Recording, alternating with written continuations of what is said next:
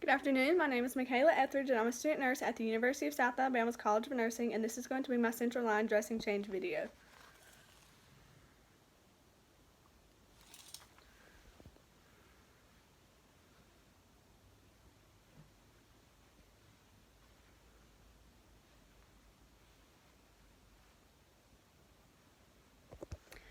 So the first thing that I'm going to want to do is verify my order and verify my hospital's policy.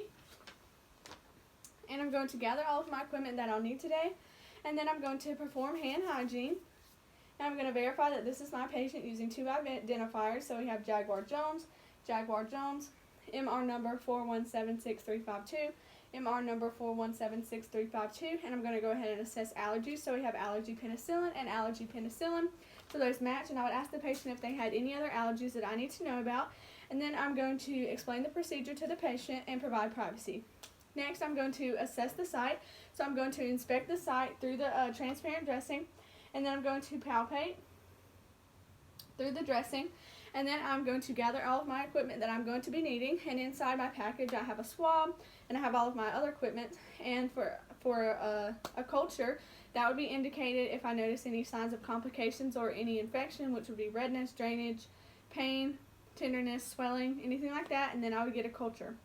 Then I'm going to move my bedside table on the side where the central line is, and I'm going to lay all of my equipment on that flat surface.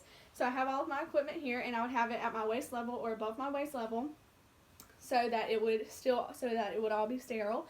And I do not have that table right now, but if I did, I would position it, place all of my stuff on that flat surface, clean, dry surface, and have it above my waist. Then I'm going to position my trash can and perform hand hygiene. Then I'm going to raise my bed to a working height and lower the side rail, and I'm going to position the patient in a comfortable position, which will most likely, with the head of the bed elevated slightly. And then I'm going to begin. So I'm going to remove my inner package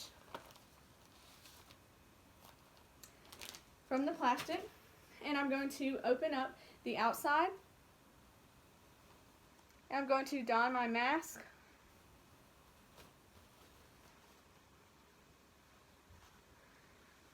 and my goggles, and I'm going to don my patient's mask, and then I'm going to begin. So I'm going to put on my don my clean gloves,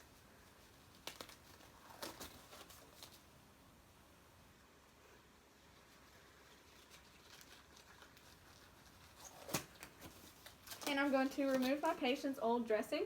So I'm going to stabilize the catheter, grabbing below the black line that I have created, and I'm going to pull towards the insertion site, all the areas towards the insertion site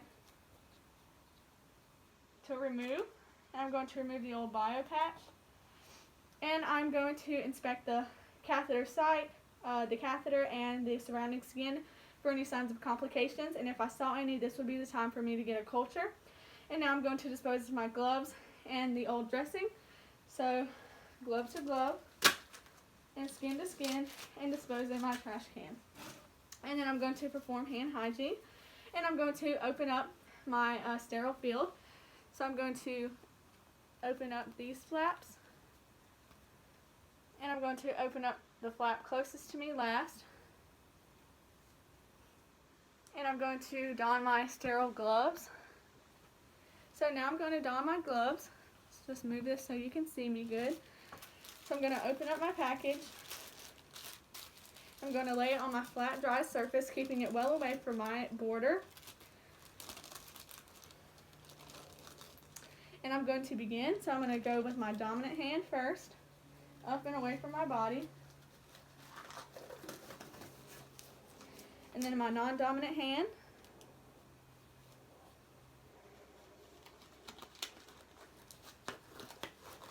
Up and away from my body. And I'm going to make sure now that I have sterile gloves on that I keep my hands above my waist. So I'm going to put everything organize everything on my sterile field.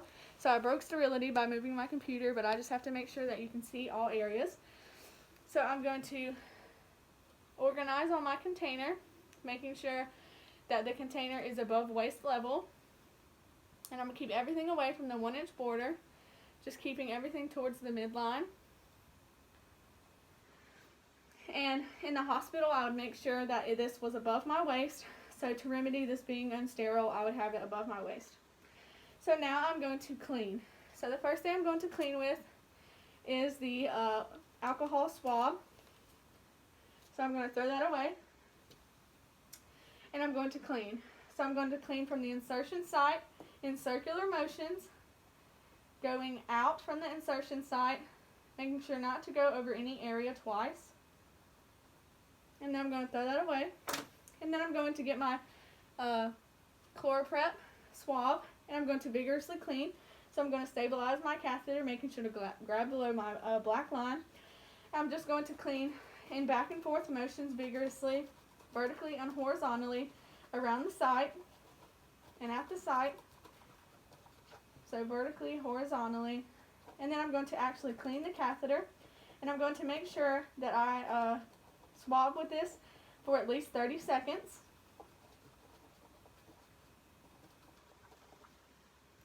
And then I'm going to throw that away. Then I'm going to place on my new BioPatch.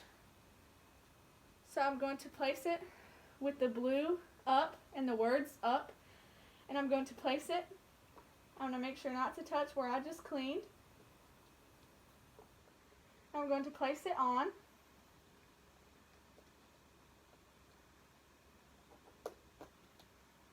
And now I'm going to place on my sterile transparent dressing.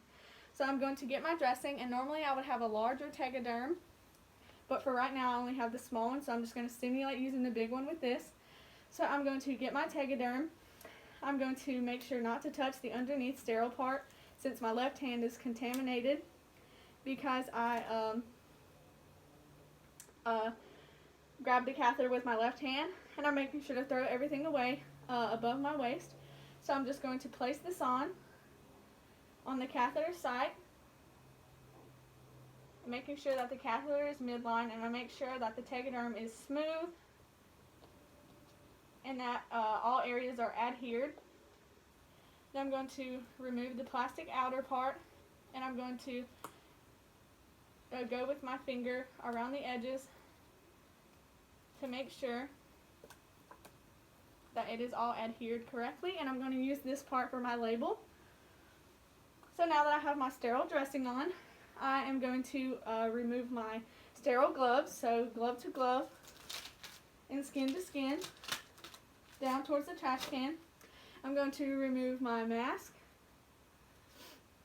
and I'm going to remove my patient's mask.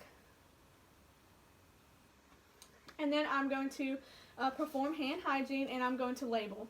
So I'm going to get that label from off the outside part, and I'm going to write the date, the time, and my initials.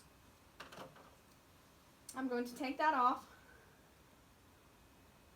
and I'm going to place it on the outer edge of the transparent dressing, and I'm going to make sure that I do not cover the insertion site with my label. So I have placed my label, and now I'm going to put my patient back into a comfortable position. I'm going to raise the side rails, and I'm going to lower the bed all the way back down, with making sure the call light is in reach. And then I would dispose of all of my equipment into the trash can, and then I would perform hand hygiene and go document. So I'm going to document the appearance of the surrounding skin and the site. I'm going to document if there was any drainage, and if there was any drainage, I would document the amount, the characteristics, and whether I obtained a culture. I'm going to document the type of cleanser I use and the type of dressing that I use as well. I'm going to document the how the patient tolerated the procedure, and I'm going to document the date, the time, and then I'm going to sign my name. And then that's all.